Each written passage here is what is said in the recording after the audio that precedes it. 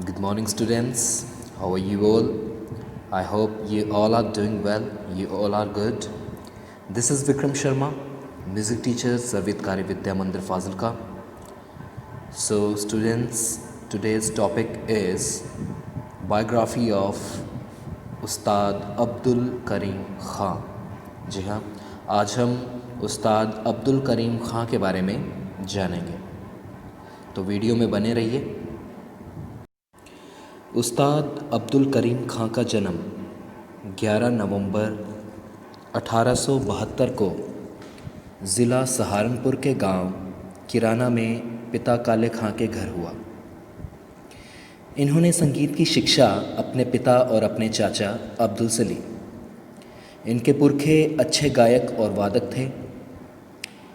ख़ां साहब बचपन में ही बहुत अच्छा गाने लगे थे। 6 साल की आयु में एक संगीत सम्मेलन में गाकर बहुत वाहवाही और तालियां लूटी। 15 साल की उम्र तक आते आते वे अच्छे गायक बन गए और बड़ौदा नरेश के दरबारी गायक नियुक्त हो गए।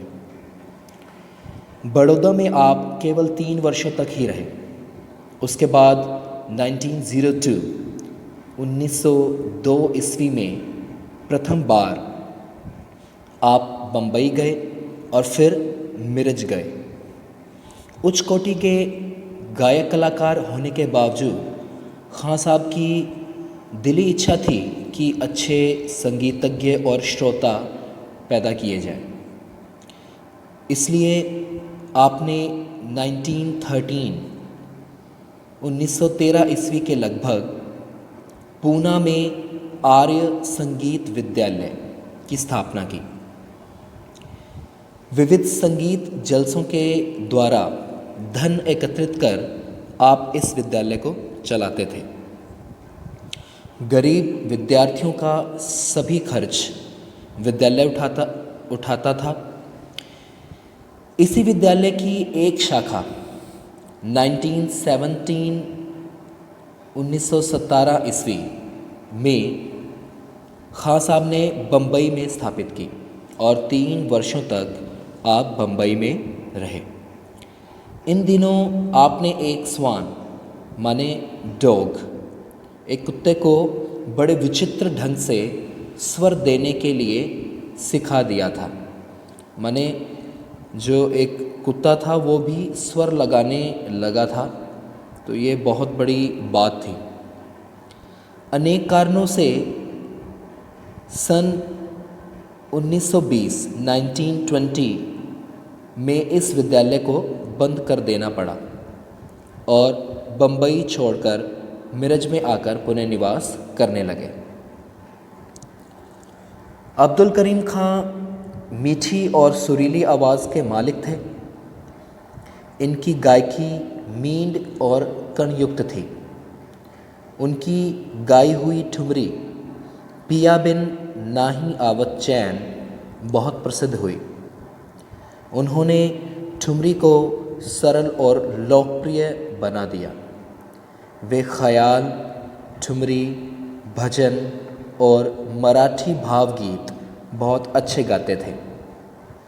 तार सप्तक में उनकी आवाज़ बड़ी सरलता से जाती थी। बंद गले का कोट और हाथ में छड़ी रखना उनको बहुत अच्छा लगता था।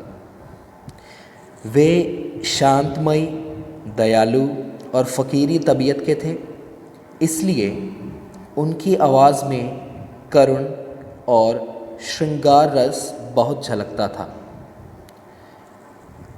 आपके द्वारा तैयार शिष्यों में हीराबाई बड़ौदेकर, सरस्वती राणे, रोशन आरा बेगम, सुरेश बाबू माने और सवाई गंधर्व, ये कलाकार जो हैं वो अग्रणी हैं। ये सभी शिष्य ख्याति प्राप्त कलाकार हैं। एक बार उस्ताद अब्दुल करीम ख़ां को प्रोग्राम के सिलसिले में मिर्ज से मद्रास और वहाँ से पांडिचेरी जाना पड़ा, लेकिन रास्ते में तबीयत खराब हो जाने के कारण अपनी यात्रा स्थगित करते हुए सिंगपोयम कालम, जी हाँ ये एक स्टेशन का नाम है, सिंगपोयम कालम पर रात्रि 11 बजे उतर गए। समय के साथ साथ उनकी तबीयत और ख़राब होती गई। अपने अंतिम समय का एहसास होते ही बिस्तर पर आपने नमाज़ पढ़ा और दरबारी कान्हड़ा के स्वरों में खुदा की इबादत करने लगे। इसी प्रकार गाते गाते उसी बिस्तर पर 27 अक्टूबर 1937, 27 अक्टूबर 1937 को आप हमेशा के लिए सो गए। वहाँ से आपका पार्थिव शरीर मिर्ज लाया गया और इन्हें दफनाया गया।